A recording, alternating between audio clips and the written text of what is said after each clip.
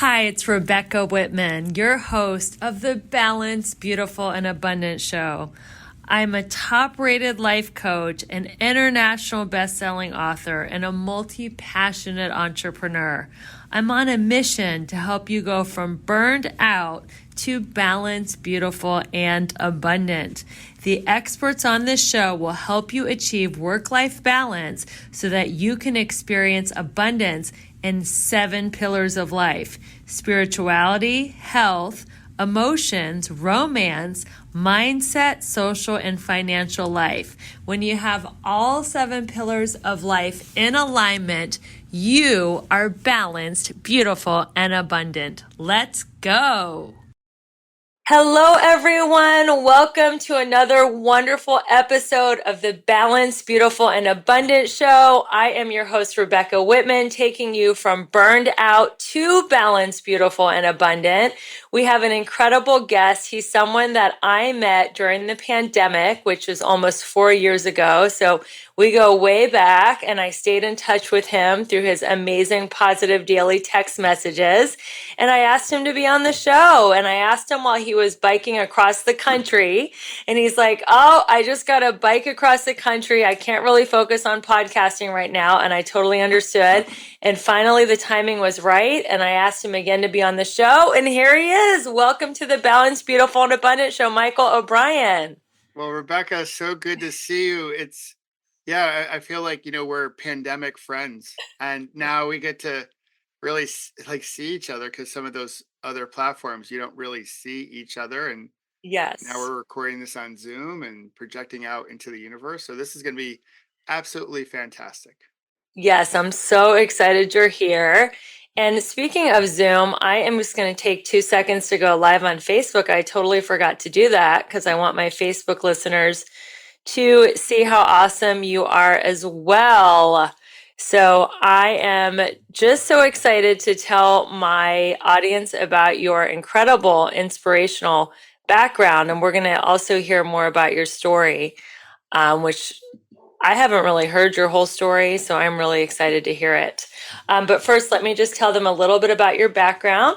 So Michael brings an extraordinary blend of experiences, from being a C-suite executive to an endurance athlete to teaching meditation. His unique perspective on tackling life's complex challenges is deeply influenced by surviving his near fatal cycling accident, which he refers to as his last bad day. He is also a best-selling author and speaker on a mission to inspire a lasting ripple of change, which that's a movement you're starting called the Ripple Effect. We'll talk about that. He recently cycled 3,600 miles across America, just 41 days after having knee replacement surgery. Wow. What a feat that was. And he believes we can all do hard things. He has been featured on a TEDx stage and Business Insider, USA Today, and Entrepreneur Publications, as well as on CNBC. So, Michael, let's go back to that last bad day. Tell us about that story and how that nearly tragic event changed your whole life's trajectory. Well, I'll take everyone back to 2001. So that was before the internet as we know it, dating myself. And I was pretty to the spirit of your show and the work that you do. I was pretty close to being burnt out. Although we really didn't have that language back then. I was, we were married 7 years at the time. We'll be married 30 years come May of this year. Congratulations. So our girls were really young, 3.5 years old, 7 months old. And I had a pretty big corporate gig. If you stalked me on LinkedIn, it would be like, all right, he's doing pretty well. But I didn't necessarily know how to process stress. I Hmm. didn't. So I ignored it. I fought it. I tried to have an extra glass of wine. I did all those things. I shoved a few rocks in my backpack and carried that crap around with me. Hmm. And we had an offsite meeting back in the day where we did these offsite meetings. And I brought my bike out because we had a half day for fun. My colleagues brought their golf clubs. I brought my bike. And on the morning of July 11th, 2001, I was riding this loop on the hotel property and I came around a bend and a Ford Explorer was coming right at me, going about 40 miles an hour and hit me head on. Oh, And Rebecca, I still can remember the sound of me hitting his grill. I got flipped up in the air and got thrown into his windshield, which I blew a hole through his windshield. That's how hard I hit his truck. So I remember that sound. I remember the screech of his brakes. And then I made a thud when I came to the asphalt below. And of course, that knocked me unconscious. When I regained consciousness, I was surrounded by EMT, police, and fire, and state trooper, and everybody. It was absolute chaos.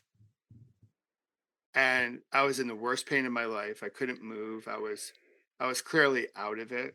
Although I could try to give them like my name and phone number, but I kept on saying my phone number wrong. They had to keep on coming back. I had no ID on me at all. So my wife and daughters are back home in New Jersey, thinking I'm just going to go to another business meeting and I'll come back like I've done countless times before. And they called the medevac, the helicopter, to bring me to Albuquerque, the only trauma one center in the state. And as I waited for the helicopter to arrive, I was in disbelief. I was like, this cannot be happening. Why is this happening? This is not part of the script. Like, I was doing everything right. I was following the script, the stuff that you're supposed to do. And I kept on telling myself not to fall asleep because I thought if I fell asleep or lost consciousness, I would lose control of the situation, which, note to the editor, I had no control. I was there on a backboard waiting for the helicopter to come. But I thought if I could be awake, I could direct things. I could have some sense of control. And they flew me to Albuquerque. First surgery took about 13 hours. I needed 36 units of blood product to save my life and save my leg. The doctors told my wife they're not really sure how I survived. They said, had I been 10 years older or not in shape, I would have died before I got to the hospital. Because what happened is I broke a whole bunch of everything. I had glass all through me, scrapes and bruises and stuff. But when the left femur shattered, it lacerated the femoral artery. So I lost a ton of blood. And my wife flew out with our youngest, our oldest stayed back. They sent me to the ICU, and I came out of the ICU, and they told me about the extent of my injuries. The driver had a revoked license, probably should not have happened. And it felt like my whole world got turned upside down. My whole identity got turned upside down. And I didn't know who I was going to become. And I didn't know what we were going to do because they painted a pretty grim picture for my future. They're like, you're going to have a lot of surgeries. It's going to be painful. Probably not going to walk well again. You're probably never going to get back on the bike. And I just laid there in my hospital bed thinking, if I can't be who I was, even though I wasn't doing it perfectly, who the heck am I going to be? And that was completely overwhelming. that is wow. So what was the comeback like? Like you go from being told you're never going to walk again or, be able to get on your bike and now you're, biking across America. What was your recovery like? How did you mentally, physically, and spiritually recover from that accident? Well, the short answer is slowly, baby Yeah. steps, Yeah. baby steps. Luckily, I had a great group of people around me. So I recovered as a community, if you will, not just by Mm. myself. My wife, our girls, friends, family. One of my mentors shared with me when they flew me back to New Jersey. He was like, hey, Michael, all the events in your life are neutral until you label them. Yes. And I was like, huh? I was like, is that like a Yoda thing? Like, did he say that in Star Wars? And he just said, hey, everything's neutral until you label them. it sort of goes back to the quote that's often attributed to Viktor Frankl: between stimulus and response, there's a space, and in that space is your opportunity to grow. He said, listen, right now you're labeling yourself as a victim, and no one's blaming you because look what happened to you. But maybe there's a different way to look at this. Maybe this didn't happen to you, it happened for you. And maybe there's a different way to label this. And so that didn't set in right away, Rebecca. It took me some time. I had to let it marinate. And then I finally was like, okay, so if that's true, everything's neutral until we label it, then I can go back to that accident date and say, that's my last bad day. Not because I believe in unicorns and rainbows and all that. It was more of a awareness now that we live moments. Our days are a Mm. collection of moments. And we have bad moments and good moments. We have joyous moments. We have totally irritating moments, a whole bunch of different moments. So I thought, if I have people in my life who I love and love me back, how can I call the full day a bad one? Mm. So it was too binary. And I was like, I'm going to be done with these binary labels: good, bad, right, wrong, that define our society today. So Yeah. it's a collection of moments, and each moment passes. It's transient, as life is. So in that space, I started to find a gratitude practice. And in that space, I found my breath. As an athlete, I knew how important it was to come back home to your breath, to slow the game down. So when you feel overwhelmed, what do? You try to slow things down. You try to take little steps forward. So that was the start of my mindfulness practice that now is known as pause, breathe, reflect. So it was like little steps. Sometimes the steps were so small, it didn't feel like I was making any progress at all. But I kept on Sometimes doing it these. probably felt like you were going backwards because Oh, recovery is totally. sometimes like three steps forward, two steps back, and you probably didn't even feel like you would ever get to the other side of your accident. Yeah. I had one situation where I've had multiple surgeries, like at least 13, 14 different surgeries. And in one surgery, there was a complication and I developed an infection. So I had to go back to the hospital and have an emergency surgery to clear out the infection in my knee. And there was a visiting rabbi that came to the hospital. And he knocked on the door, and the last name O'Brien, he probably thought, well, this is going to be a quick visit, and just how he opened it up, I just, like, the tears and all the emotions just pour out of me. And I just asked Mhm. him, like, why do bad things happen to good people, right? So I've had this, like, aha. I've had my mindfulness practice, and I've made all this progress, and then I've just been knocked down again. Like, when does it get easy? And so the recovery has been, yeah, many steps forward, several steps backwards, but I continue to rise up every morning and take some steps forward consistently with some frequency over time. And I do believe that's how we create change. Yeah. Sometimes change is created by lightning bolt moments, but most change is created with small steps consistently over time. And hopefully, you have the right support network and the right practices to guide you through those tough moments. And that's how we eventually got back on the bike and started pedaling a little bit further each day to riding across the country. Let's talk about, thank you for sharing that very dramatic and life-changing story. Let's talk about your beautiful movement, your app.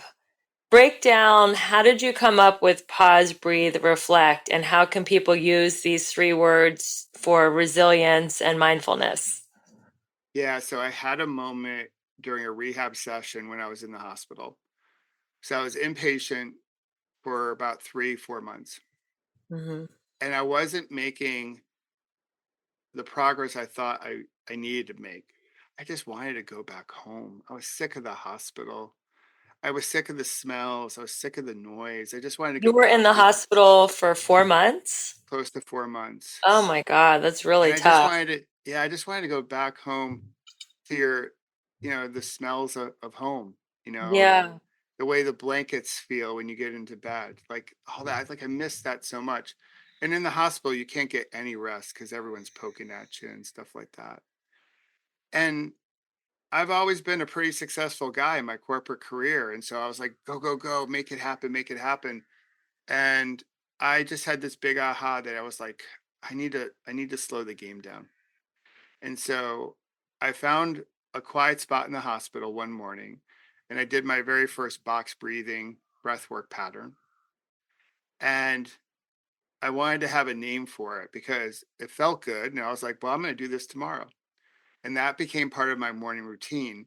And the name I found for it was PBR because I had this corporate KPI, this metric that we were all held accountable to, called PBR, profit before royalty.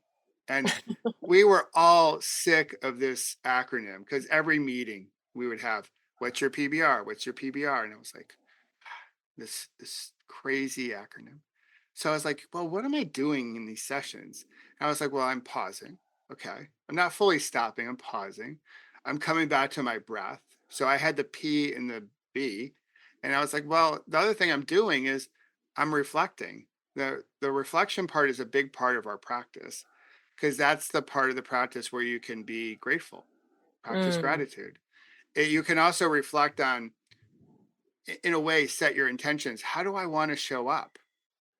What kind of ripple do I want to put in the world? Because ultimately we're all energy. Like yes. everything's energy and we're just energy in a sack of flesh and bones and all that stuff like that. So how we show up ripples out into the world. It can be a really positive ripple and it can be a not so pleasant ripple. And the whole notion of rippling brings me back to being a kid skipping stones on at my grandmother's pond in New Hampshire. It's like those ripples and how the ripples dance on the pond is something. It's so beautiful and graceful. And so for me, it's about let's put a positive ripple into the world. Let's put some positive energy into the world because the world needs it. And so through mindfulness and a practice of gratitude and having like-heartedness that's around you rather than like-mindedness, like that place in the heart of compassion and love and kindness, that can put a beautiful ripple into the world. And we can create an abundant way of looking at things. We can be bold, we can be beautiful, we can be all Mm. that. And I think mindfulness can help us do all that and more. And that has become a cornerstone of my life. And I'm my goal is I want the whole world, 8 billion of us each day, to just take 1 minute to pause, take a few deep breaths in and slow breaths out, and then reflect. How do you want to show up? How do you want to show up for yourself? How do you want to show up for those around you? Beautiful. Thank you for sharing that. That is a great practice. If you're listening, you can take that with you. Like when you're stressed out or have indecision, confusion, any kind of angst, you can pause, breathe, reflect. Now, you mentioned box breathing. Our last guest talked about box breathing as well. And he said there's two ways to do it. You can do like 4 second inhale, hold for 4 seconds, 4 second exhale, and then just have empty diaphragm for 4 seconds, or you can just inhale for 4 seconds and exhale for 4 seconds. How do you do your box breathing? So I do something that looks more like a four, hold for four, exhale for four, hold for four. So it does give you, if you're drawing that, it looks like Mhm. a box. Okay. So so the other type of breath, you can have a heart centric breath where you're bringing your focus into your heart. And that could be as simple breathe in for four, breathe out for four. Or the perfect breath is breathe in for 5 to 6, breathe out for 5 to 6. Generally, as humans, we are not breathing properly. There are many of us who breathe through our mouths rather than our noses. We should be breathing through our noses if we can. That's just, it just helps our biology. That's why when we're sleeping, we tend to be mouth breathers. If you wake up with dry mouth or you're a snorer, you're probably breathing through your mouth. So we have to learn how to we can train ourselves to breathe through our nose. We also tend to be breathing too quickly. A lot of people will take 12, 13, 14, or more breaths per minute. The ideal number is somewhere around 6. So that it's that inhale for 5, breathe out for 5. But there's a whole bunch of wonderful breath work patterns, and they all do something similar but slightly different. You can use your breath to amp yourself up when you're in a state where you're low on energy. And of course, we know mindfulness and meditation as a way to like bring it down when Mm. we're hijacked or in that fight flight type of mode. So the breath can be this wonderful tool that we take for granted. But the cool thing about the breath is it never takes us for granted. It's always there. We don't have to command it to do anything. It's there, but when we develop a better relationship with it, it can bring us more health and more space. And in that space, we can be more thoughtful so we can make better decisions. Yeah, I love it. One of the teachers, I don't remember which one that I read about, said the mind controls the body, but the breath controls the mind. So if Yes. you really want to take control of your mind, it's through breathing. So I love PBR, and you have another an acronym that I want to talk about called CARE. So how can we lead with CARE or lead with care? Let's talk about that one. Yeah. So leading with care, it's about compassion, it's about awareness, it's about resilience and helping other people be resilient, and it's also about empathy. Okay, So so I the think we C is I'm going to write this down. The C yeah, is C for is compassion. compassion. Yes. So this year I'm making, much like last year, I'm making a case for compassion. So compassion is all about, hey, I see that you're in pain, that you're suffering, you're hurting, and I'm showing up and I'm with you and I'm here to support you.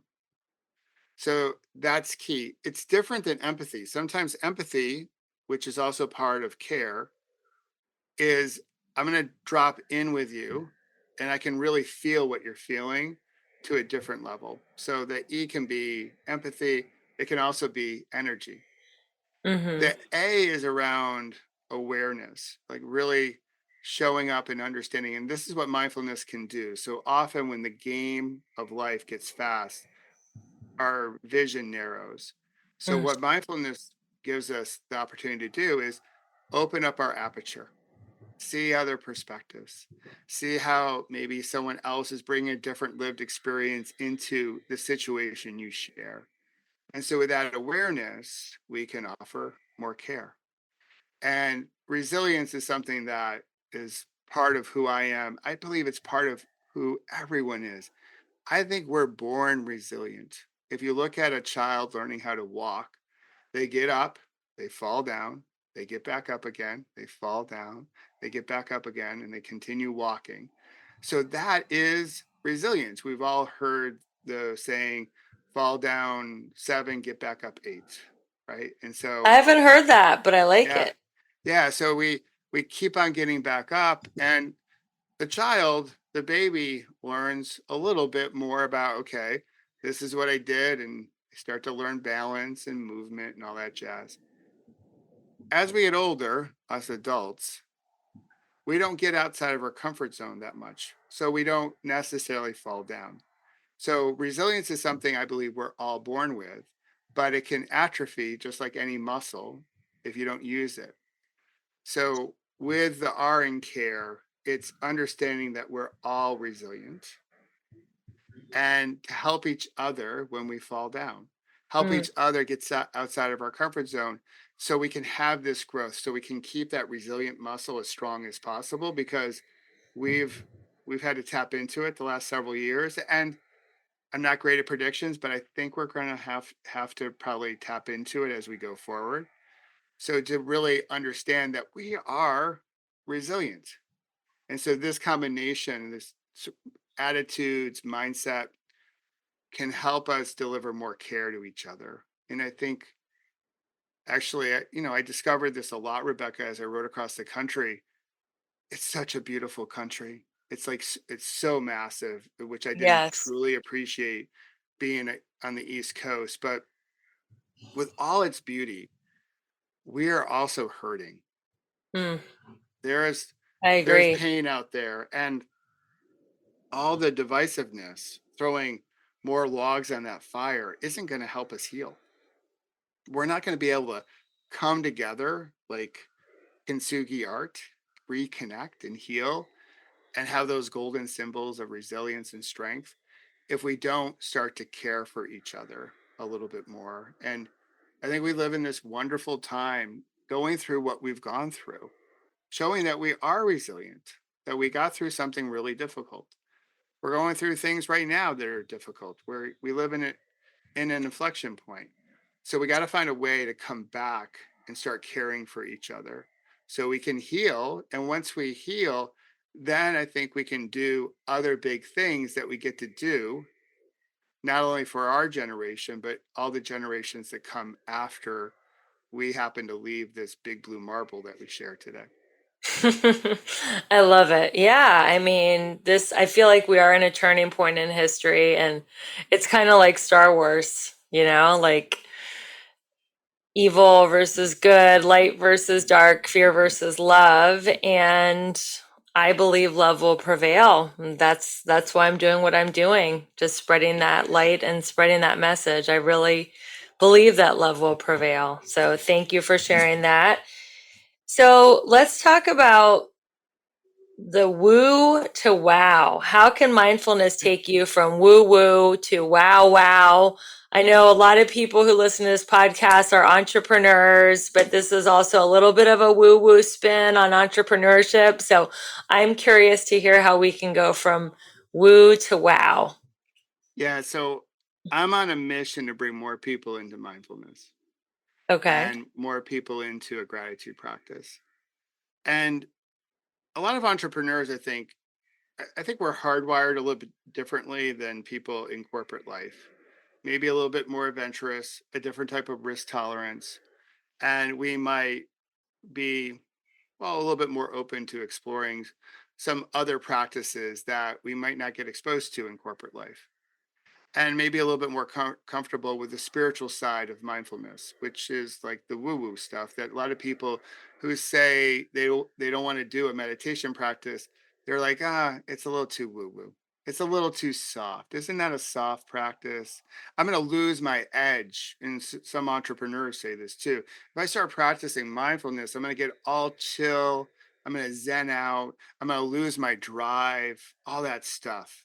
And I got to be edgy. I got to be super strong. I got to be going. I got to be hustling and grinding and all that stuff, all that masculine energy. And I am here to say that one, mindfulness isn't soft, it is hard. The practice isn't easy, and it doesn't dull your edge, it actually sharpens it. Mindfulness gives us more awareness, which is key, whatever you happen to be doing, right? In your business life, in your corporate life, or just being able to go outside and experiencing awe. Like when we experience awe, we're usually doing it with other people. And so that's wow. Like, have we ever been to a concert, like musical, like collective effervescence, they call it. So if you've been to a concert, which I know concerts was a thing that I desperately missed during the pandemic. So, but I Yeah. love going to a show and everyone knows every word to every song and that you're just in this sync. That is like that's a great moment. And so this awareness opens up.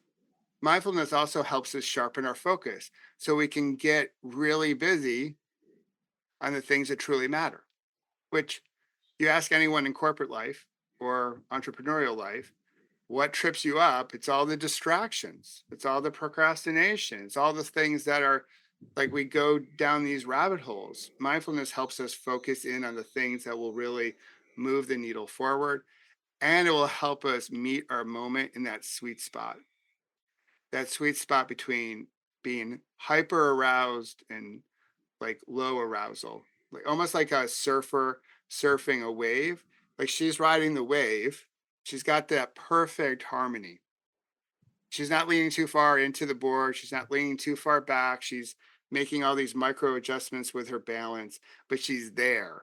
And when we meet our moments there, then we can do some really brilliant things. So I'm trying to rebrand mindfulness from this woo woo stuff, Hmm. which for a lot of people, that part of mindfulness really speaks to them. And I think that's fantastic. But I'm trying to reach a different type of person who has been on the sidelines, who has judged mindfulness as being too woo woo, and bring them in to a practice that could fundamentally change their lives. And what I try to do is remove every barrier possible to help them do that. So if they have a negative label, let's remove that label. If they don't have time, let's make it so you can do a 1 or 2 minute practice. And so then you can start learning how to meditate in bite sized pieces. So that's what I mean by like woo woo to wow. Like, let's lose that label. Let's Yeah. really look at mindfulness as what it can be and how it can benefit you, and you can have a really great wow experience with the practice that opens you up to so many other amazing facets of life, which I just love as someone who almost died and now is trying to live fully. So yeah, that's what it means. Thank you for sharing that. So let's say somebody says, I'm too busy, I don't have any time for meditation. Can they really benefit by doing it in 1 or 2 minute increments? Absolutely. So How here's is one that? of here's one thing that isn't necessarily well studied yet. It's Hmm. becoming better studied. So there was never really a lot of research because there's a lot of great research on the benefits, the health benefits of mindfulness, like rigorous clinical studies. But no one really measured, well, how long should you be doing this for? And how often? And more research is coming out to say, well, like shorter practices matter. So often we've set up this bar, like you have to practice for 20 minutes in the morning or even 10 minutes in the Yeah. morning. And a lot of people don't have 10 minutes in the morning. Their morning ritual or routine is already packed. And let's be honest, you got to get the kids off to school, you got to get to work, there's other things to do. You might not have time for that. So you put it on the back burner. My feeling is this: if you don't have 10 minutes in the morning, I'm going to meet you where you're at. I bet you have 5 times throughout the day where you have 2 minutes. And so take 10 minutes and sprinkle them through the day. Those 2 minutes can matter. We can start to, lower our heart rate, ease our blood pressure, create some space in 1 minute, in 2 minutes. We do it all the time. And so, what I want to bring people into this notion is like, listen, plenty of people have a 10-minute practice in the morning, but they don't bring that practice with them throughout the day.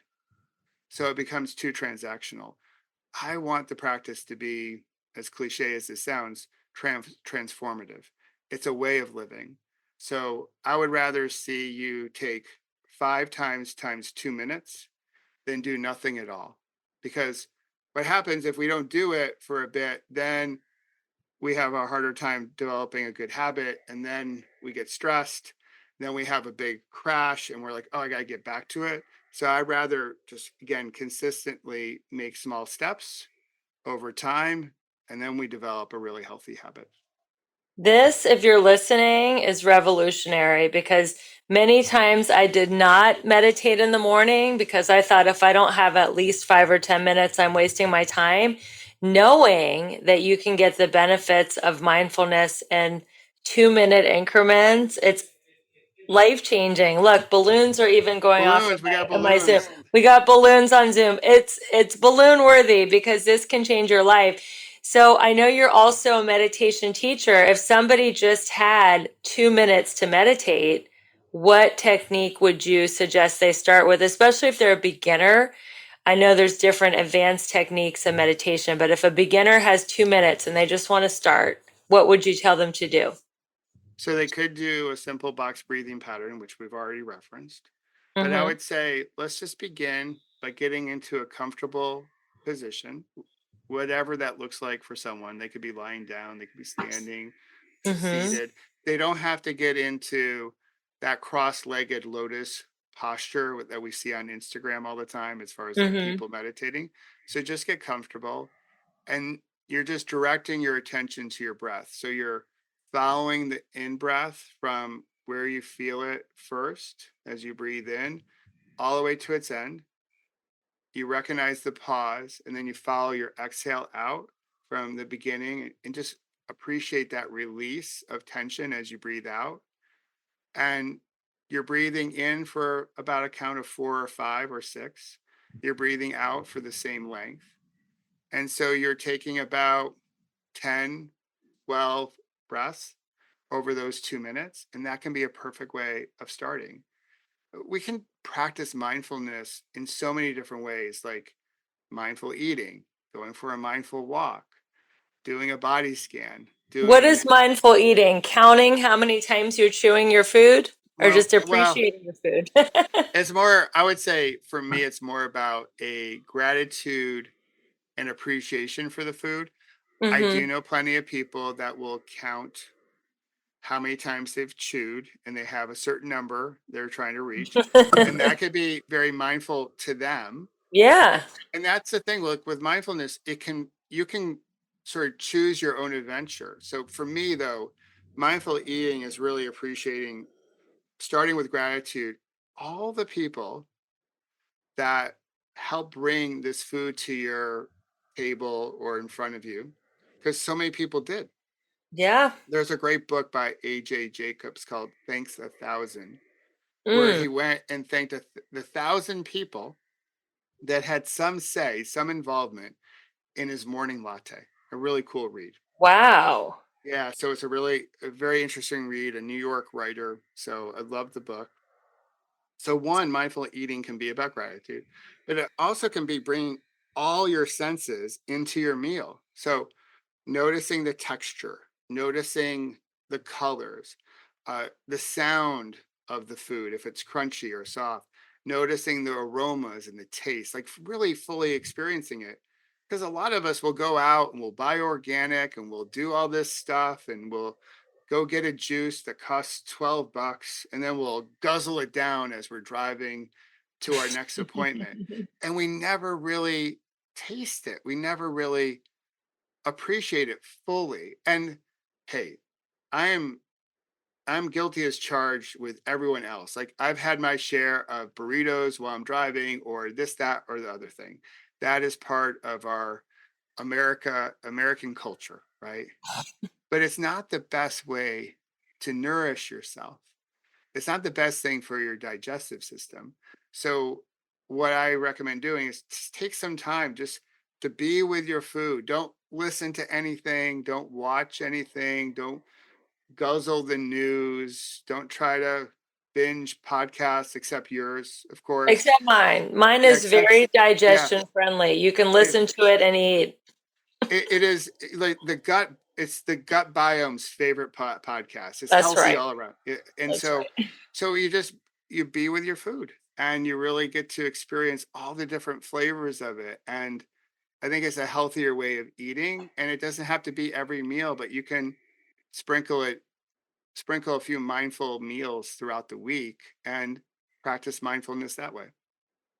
You know what I'm catching myself because I'm working from home and I'm starting to gain momentum and getting a lot of back-to-back Zooms like everybody else. I'm catching myself eating standing up, like in the kitchen, and I'm like, that is not mindfulness. Like at least make it to the table before you put something in your mouth, but I'm just like on such an adrenaline thing. I'm going so fast and I'm like if I could just like eat sitting down, that would be an improvement for me.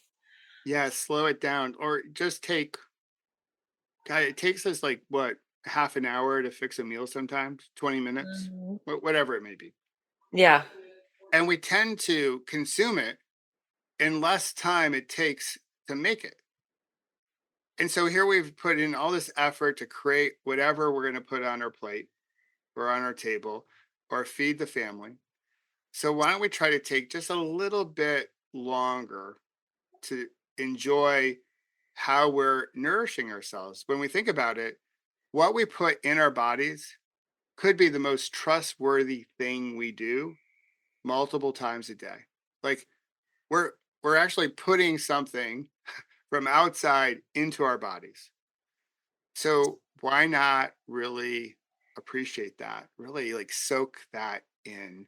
And so yeah, mindfulness, we can do it a lot of different ways, and those short practices can really help counterbalance the stress, the burden, the what have you that we all experience as entrepreneurs, as corporate leaders, as community leaders, so we can stay in the zone of success, as I like to say.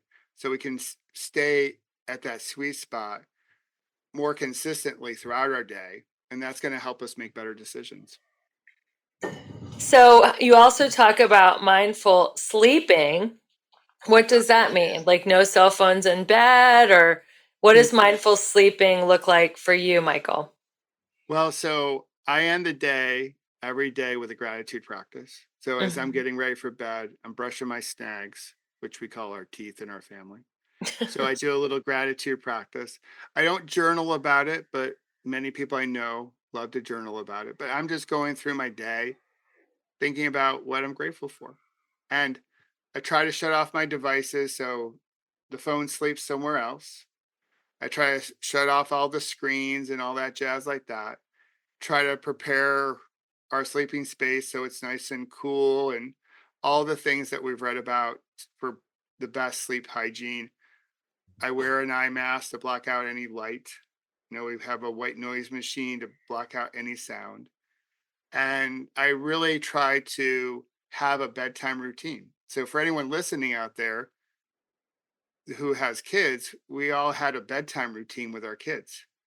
And why did we do that? Well, it was some type of routine to get our kids to start calming it down so they would fall asleep. And so we could do the other part of our day when they would fall asleep. And as adults, we forgot about the benefit of having some type of bedtime routine. Nowadays, our bedtime routine is like eat something right before bed, maybe have too much wine, which disrupts our sleep. Alcohol does that. And we just try to work and work and work and work and work until we're too tired. And then we figure, well, we're just going to pour ourselves into bed and we're going to crash. But that's not really high quality sleep. And often, if we approach it that way, as soon as our head hits the pillow, all the stuff from the day comes flooding back into our brains. And then we can't fall asleep because our brains are too active, because we haven't done enough to like slow it down, tap Hmm. it down, follow the best practices that we had when we were raising our kids or raising our kids right now. We give them a bedtime routine. It's probably smart for us to have one too. It doesn't mean we have to take a bath every night, although that could be a really good thing. But a little reading, a little quiet time, and then we drift off to sleep so we can have a higher quality of sleep. So the next day we feel rested and ready to put a good ripple into the world. So how long before you go to bed do you shut down your cell phone and stop looking at it? Probably half an hour to 40 minutes. Okay, that's totally Yeah. doable if you're Yeah. listening. That's Yeah. not anything too crazy. Not too crazy. And and if there's some nights, if there's something that's really great on that we're watching, or maybe there's a ball game on and I want to watch to the end, and once the game is over, I'm going to fall asleep. I have nights like that. I'm not perfect. Right. The thing is with all the practices, just us as humans, we're perfectly imperfect. So all the practices that I do, I'm perfectly imperfect at all of them. Like sometimes, like, yeah, I have my phone with me up as I'm brushing my teeth, as I'm trying to do gratitude practice. Sometimes I'll eat standing up, and I'll nosh mindlessly on a bag of chips. Hmm. There, I have my moments too.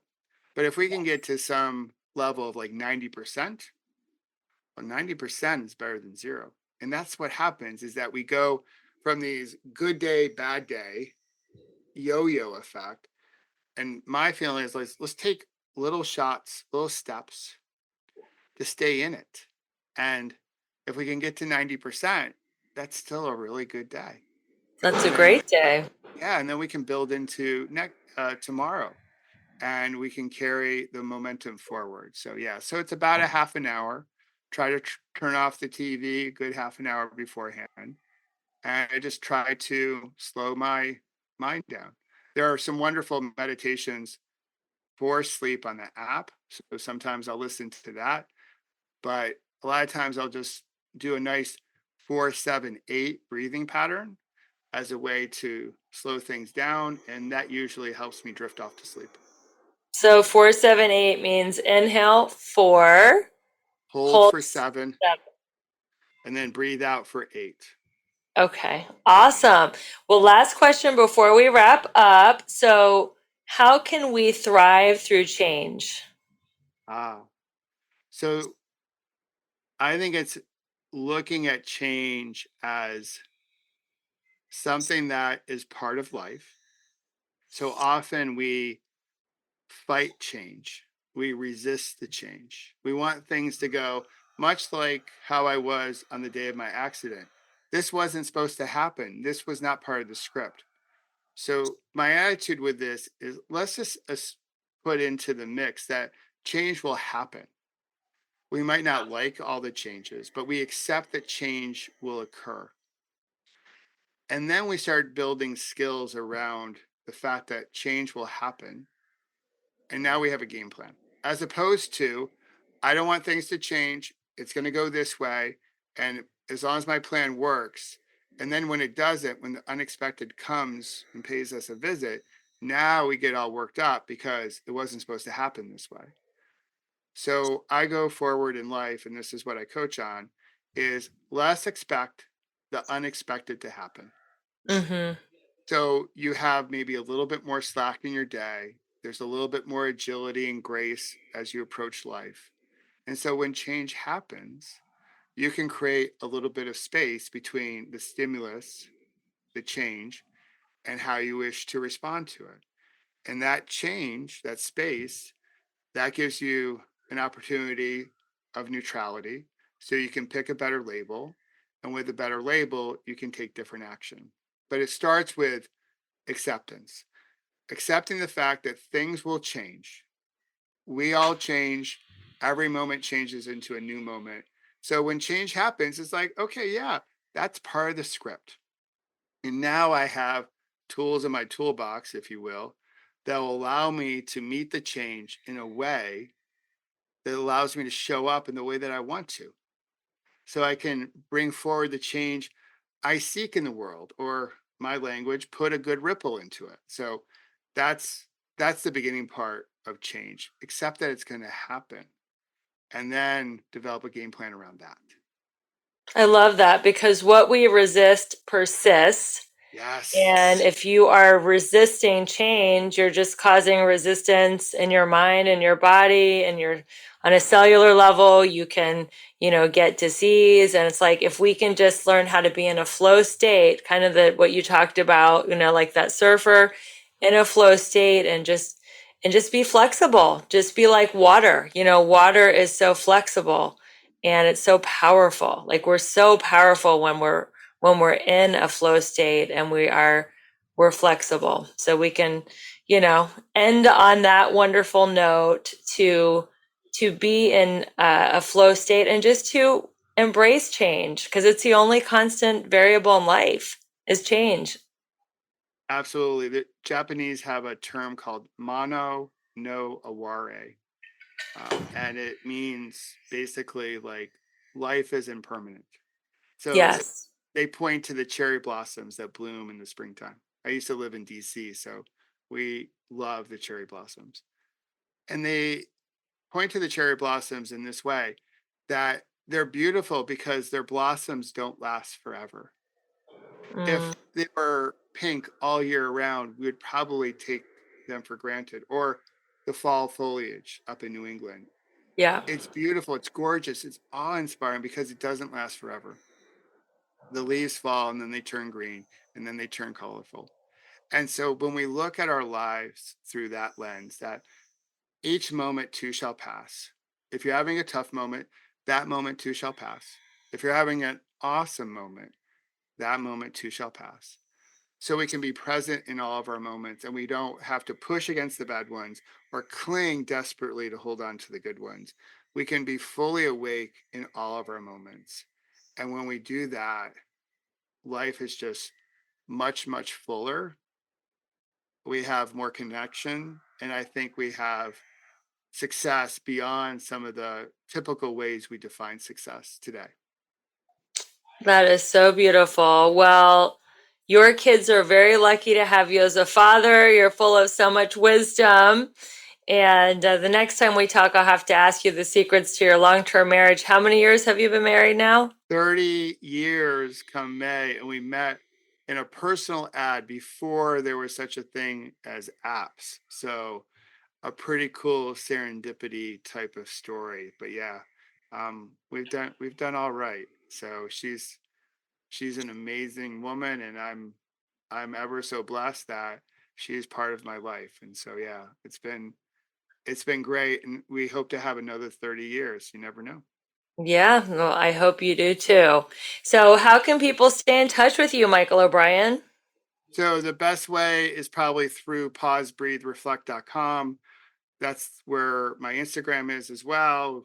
For all the corporate people or entrepreneurs, you can find me on LinkedIn, and you can find the app in the App Store and in Google Play. And for the first year, you get to pay what you can. So again, as I mentioned earlier, I try to eliminate any barrier.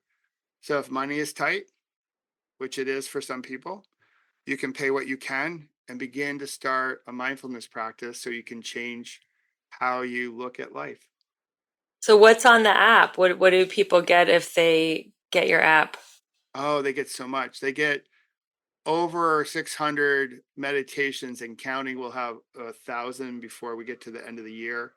Wow. 1 minute, 2 minute, 3 minute. There's a daily 5 minute practice and some longer practices. I do a live practice for people that want to practice together 3 times a week. There's some breath work patterns. There are meditation greeting cards. There are other little tips around how to live mindfully. So yeah, the app is a very special project. And what they get is as soon as they open the app, they get a bit of tranquility because as soon as you open the app, you're invited to take a breath in and a slow breath out, and already you're like a little bit calmer. So that's pretty cool. All right, everyone, we'll download that app. I know I am. You have been listening to another wonderful episode of the Balanced, Beautiful, and Abundant Show. Keep rating, reviewing, and subscribing. We reached the top 0.5% in self-help globally because you guys are sharing this message with your friends that you don't have to live life depleted, exhausted, overwhelmed, and burned out. You can be balanced, beautiful, and abundant. And until we meet you again next week with another amazing guest, keep your vibe high and magnetize. Bye, everyone. Hello, my friends. Thank you so much for being a devoted listener to the Balanced, Beautiful, and Abundant Show. I so appreciate your subscription, your reviews, sharing this podcast with your friends. And if you feel called to work with me on a personal level, I want to invite you to my Elegant Warrior training. It is starting in mid-January. I will personally help you get all 7 areas of your life to a level 10. That includes your spirituality, your emotions, your romantic life, your financial life, get your mindset on track, make sure you have a great community. And this is a 7-week group coaching class. If you want to learn more about it or just meet me, I would love for you to schedule a complimentary breakthrough call. My schedule is very full this year, but I have opened 3 spots this week to talk to you and just see where you need a breakthrough, where are you feeling stuck in your life. Maybe you need to lose a few pounds. Maybe you're tired of being single, or maybe you're ready to double and triple your finances. So wherever you feel stuck, I'm committed to helping you have a breakthrough on this coaching call. Go ahead and click the link in the show notes in the link tree to schedule that breakthrough call. And if you're interested in learning more about Elegant Warrior Training, I am happy to talk to you about it live, or you can always reach out through my email. Talk to you soon. Keep rocking your goals and keeping your vibe high, and I'll see you next week with another incredible guest.